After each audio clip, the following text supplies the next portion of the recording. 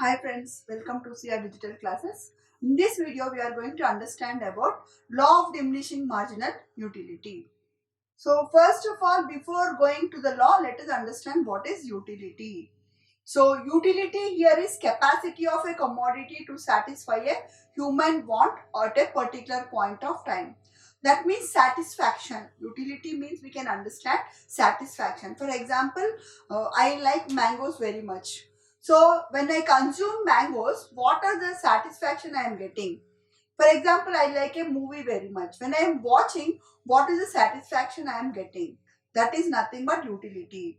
So there is a difference between usefulness and utility. So here you can see that Bentham described utility as which appears to augment or diminish the happiness of the party whose interest is in question. That is, utility and usefulness are not same. Consumption of wine is harmful to health. It is not useful, but it has utility. So people has their own satisfaction when they consume whatever they like. Sometimes it may not be useful or even harmful to their health, but the satisfaction levels are different. So utility is talking about the satisfaction.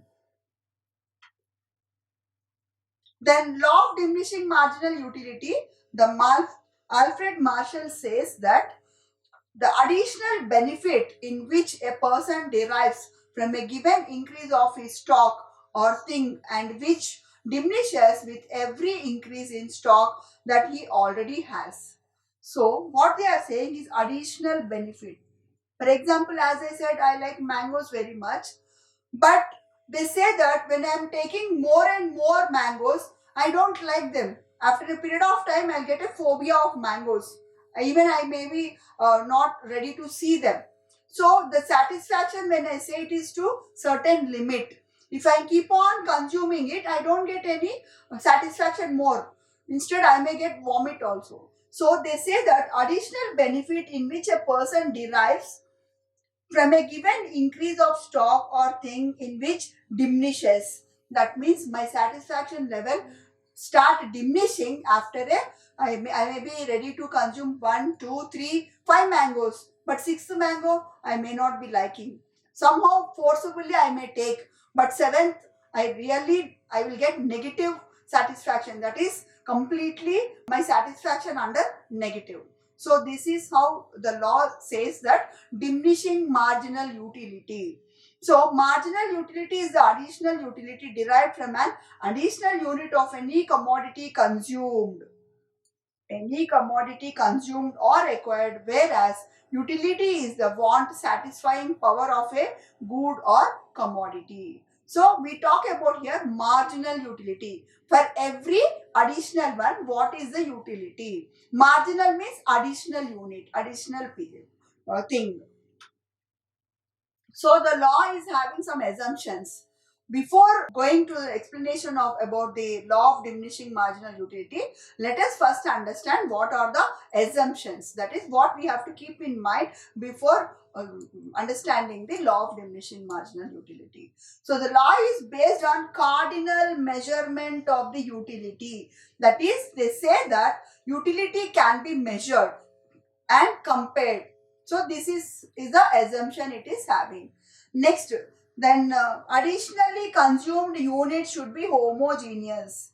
I cannot involve other products. When I want to check about the law of diminishing marginal utility on anything, I should use only one product, either sweet or mango or whatever it is. I should not change. It should be homogeneous when I am consuming the units. And units should also be same. It is not like one mango is very large, one mango is very small. It should not be like that. If it is sweet, it should be same size of the sweet whatever I am consuming. Then there is a possibility to divide the commodity into small units. So they also say that the commodity can be divided into small units. All the units should be consumed without any time gap between the consumption of the units. So there should not be any time gap. For example, morning I am consuming 2 pieces. Again evening I cannot consume. So this law says it should be continuously taken. with a minimum time gap, not maximum time gap. Then marginal utility of money remains constant and it is expressed in monetary terms. So they say that marginal utility of money remains constant. Then utilities of commodity are independent.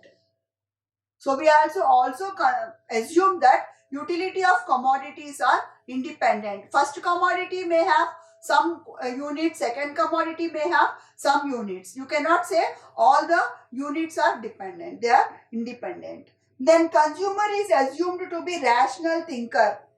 So you have to assume also that consumer is a wise person, is a rational thinker. Then throughout the consumption period, consumers' wants, taste, preference remains same. Assuming that the consumer taste remains same. So these are the assumptions for the law of diminishing marginal utility. So let us understand what is law of marginal utility. So mainly explains the relationship between quantity of the goods consumed and utility or satisfaction obtained. So this law especially focuses on 2 points. One is the quantity whatever consumed and the level of satisfaction the person is getting. For example, 1 unit of commodity you are consuming, what will be, how many units of satisfaction you are getting. So that is what we are trying to find out, the relationship between both. Then it states that if a consumer goes on consuming additional units of a commodity after some consecutive consumptions, the utility of that commodity decline. So the law says that if keep on that consumption is taking place, for example sweet, a person likes sweet very much. So when he is taking first sweet, very much satisfied, complete. Second sweet, more satisfaction. Third one, still more satisfaction. Fourth one, there is no change in the satisfaction. Third unit, when he is taking whatever satisfaction he got, that is same. When I talk about a fifth one, it is decreased. Sixth one, decreased. Seventh one, decreased. No change. Some zero it is. No utility, no satisfaction. Then after one, if you force them to take some more, it will be negative. Negative units will be there. So they say that it is decline. Utility is decline. Then let us consider an example of adding more apples to purchase cart and observing the related change would be in the total utility and marginal utility. I already told you, total utility talk about the usefulness, marginal utility talk about the satisfaction for each unit. So here in the diagram you can see the quantity of apples are given. 0, 1, 2, 3, 8 apples are given. So for each apple, how much utility is there? So total utility is the what you call the cumulative of the utility. Marginal utility talks about each unit, each apple. So here you can see total utility and marginal utility. Total utility is expressed as TU, marginal utility is expressed as MU. And when one apple is first apple I say, when first apple is consumed, the total utility is 2, as earlier there is no consumption, even total utility is 2 and marginal utility is also 2. Okay, when the person is consuming second apple, the marginal utility is 3. Total utility is 2 plus 3, 5. Okay, so when the third apple is consumed, the marginal utility became same. So for the third apple only, the marginal utility is same. It did not increase. So it is total is 5 plus 3, 8. Then fourth apple, when the person is consuming, the utility decreased. You can see here, from here it started decreasing. Then total is 8 plus 2, 10. Then fifth apple, the utility again little bit increased. 3, then it is 13. Then sixth apple, no utility. Total utility remained same. Then seventh apple, the person consumed, it is minus 3. Hating that. Hatredness started. Then eighth apple, you can see minus 2, which is the total utility, whatever maximized to 13 went to 8. So this is what law of diminishing marginal utility. So when the more and more units are consumed, the satisfaction decreases. Decreases, not only decreases, it goes to negative. So the same thing is shown with the help of a graph. You can see quantity of apples are taken here and total utility is taken here. MU and TU. So MU, that is first apple, that is number of apples, 2 apples, sorry, number of apples for first apple it is 2, and second apple your MU is 3, in between here MU it is 3. So this all these things showing in the graph so that we can understand TU, that is total utility. Till here it maximized till 13, then later it decreased to here. Then marginal utility sloping down. So you can understand law of diminishing marginal utility. Whatever the graph curve is there, it is going upwards to some extent, then it is sloping down. So with the additional units, when the person is consuming additional units. So the same thing here, it is described in the stages, under different stages. So stage 1 they say increasing returns. So in the previous one till 13 it was increasing. Then stage 2 it starts diminishing. It is reducing. Then stage 3 it started negative returns.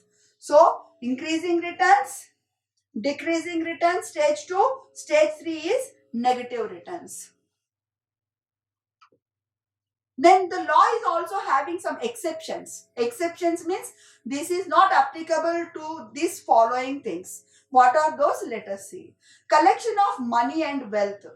So this is very good example actually. That is when the person is earning money, consuming money, that is he will not never have dissatisfaction. How much the person is earning, it will increase. The utility will increase. The marginal utility will increase.